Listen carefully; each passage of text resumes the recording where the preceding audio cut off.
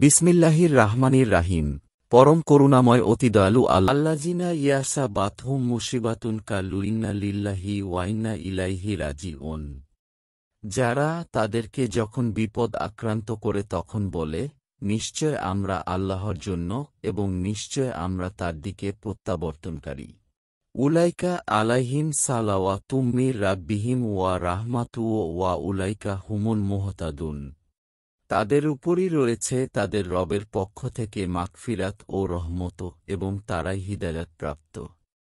ইন্নাস সাফা ওয়াল মারওয়াতা মিন শাআইরিল্লাহি ফামান হাজ্জাল বাইতা আবি তামারা ফালা জুনাহা আলাইহি ইয়াত্তাও ওয়াফা বিহিমা ওয়ামান তাতাও ওয়া খায়রান ফাইনাল্লাহা শাকিরুন আলিম। নিশ্চয় সাফা ও মারওয়া আল্লাহর নিদর্শনসমূহের অন্তর্ভুক্ত। সুতরাং যে বায়তুল্লাহর হজ্জ করবে কিংবা উমরা করবে তার কোনো অপরাধ হবে না যে সে এগুলোর তাওয়াফ করবে। আর যে স্বতঃস্ফূর্তভাবে কল্যাণ করবে, তবে নিশ্চয় আল্লাহ ভালো কাজের পুরস্কারদাতা, সর্বজ্ঞ। ইন্নাল্লাযিনা ইয়াকতুমুনা মা আনজালনা মিনাল বাইয়িনাতি ওয়াল হুদা মিন বা'দি মা বায়ান্নাহু লিন-নাসি ফিল কিতাবি উলাইকা আনহুমুল্লাহু ওয়া আনহুমুল্লাইনুন।